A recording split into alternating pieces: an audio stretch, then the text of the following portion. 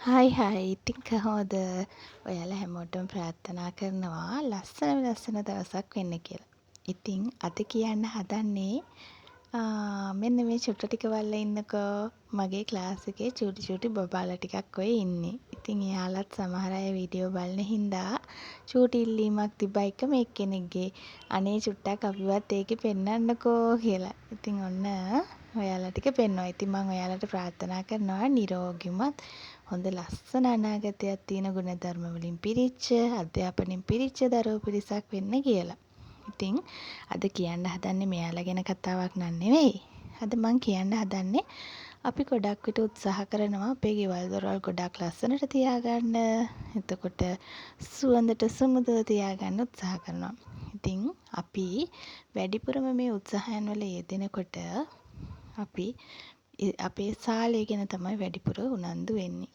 අපි ගේකට ඇතුල් වෙච්ච වෙලාවේ ඉඳලා ඒ ගෙදරින් එළියට යනකම්ම අපි කල්පනා කරන්නේ අනේ සාලේ තිබුණ දේවල්, ඒ සාලේ තිබුණ ලස්සන අන්න ඒ වගේ ඒවානේ නේද? ඉතින් ඔය ලිවිං ඒරියා එකට අමතරව අපේ ගෙදර තියෙන කොටස් ගොඩයිනේ.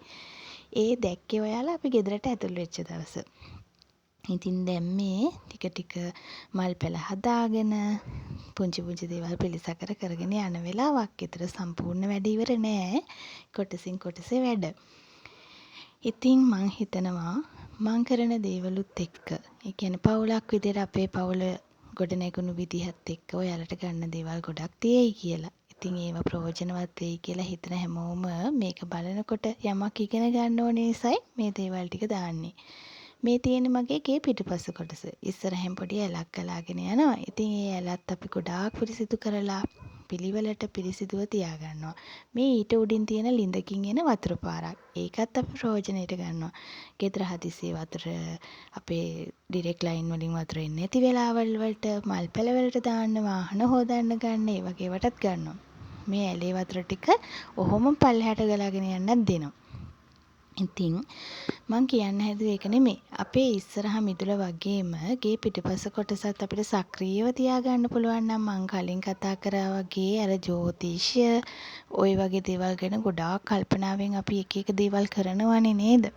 ඉතින් වාස්තු විද්‍යාව ওই වගේ දේවල් ගැන හිතනකොට අපි හැම වෙලේම අපේ හැම වටපිටාවක්ම සක්‍රීයව තියාගන්න ඕනි. ඒක නිසා ගේ පිටිපස කොටසෙත් අනවශ්‍ය කැලි කසල ගොඩවල් පුරවා ගන්නේ නැතුව මෙන්න මේ වගේ ගේ ඇතුලේ අපි මේ පිළිවෙලට පිරිසිදු තියාගෙන ඉන්නේ. අන්නේ මුහුණුවරම අපේ ගේ පිටිපස්සටත් ගන්න පුළුවන් නම් අපි දිනු. මොකද අපේ හැමතැනක්ම සක්‍රිය වෙනවා. මෙන්න අපේ ගෙදර ටයිනිට මේ හැම තැනකම නිදා ගන්න ඕනි. ගෙදර එයාට වෙනම තැනක් නැහැ වගේ ඔය හැමතැනම ඉන්න ඕනේ. ඉතින් මං කියන්න උත්සාහ කරේ අපේ ජීවිත අපි ලස්සන කරගන්නවා. අපි ලස්සනට උදේට ක්‍රීම් ගාලා, පවුඩර් දාලා, ලස්සනට ඇඳලා හදලා පොඩි පර්ෆියුම් එකක් දාලා එළියට යන්නේ අපි ලස්සනට සුවඳට ඉන්න ඕන නිසා වගේම අපේ ගෙවල් දොරවල් ඇතුළෙත් ඒ ශ්‍රියාකාන්තාවේ ඒ විදිහටම ඉන්නවා නම් ගොඩාක් වටිනවා. අපිට ගොඩාක් වෙලාවට ඒ වගේ ඉන්නකොට ප්‍රශ්න එන්නේ නැහැ කියලා මං කියන්නේ. ඒ එන ප්‍රශ්න කරදර ඔස්සේ අපිට නිදහස් සිතුවිල්ලෙන් ඒවා ගේ ඇතුළේ ඉඳලා හිතන්න පුළුවන් මානසිකත්වයක් පරිසරයක් ගේ ඇතුළේ නිර්මාණය වෙනවා කියන්නේ මේ ගෙදර ඉන්න කාන්තාව ජය ගන්නවා කියන එකම තමයි. ඉතින් මං හිතේන දේවල් ගොඩක් වෙලාවට වැරදිද හරිද කියලා මම දන්නේ නැහැ. ඒත් මං දන්නවා මං කියපු දේවල් වලින් ඔයාලට ලස්සන අදහසක් ගන්න පුළුවන් කියලා. මටත් වඩා මේවා ලස්සනට කරන්න දන්න හුඟක් අය ඉන්නවා. මමත් ඒ අයගේ වීඩියෝස් බලනවා. ඒ වයින් දේවල් ගන්නවා. ඒක නිසා ඕගොල්ලන්ටත් මම ප්‍රාර්ථනා කරනවා අද දවස ලස්සන වෙනවා වගේම ඔයාලගේ හෙට දවසත් ලස්සනම ලස්සන කරගන්න. ගෙදර කියන්නේ ඉතාම ලස්සන තැනක් බවට පත් කරගන්න ඉතාම ආසාවෙන්. මම වීඩියෝ ගොඩක් ඒ වෙනුවෙන් ගෙන්න බලාගෙන ඉන්නවා. ඉතින් ඔයාලා හැමෝටම ස්තුතියි.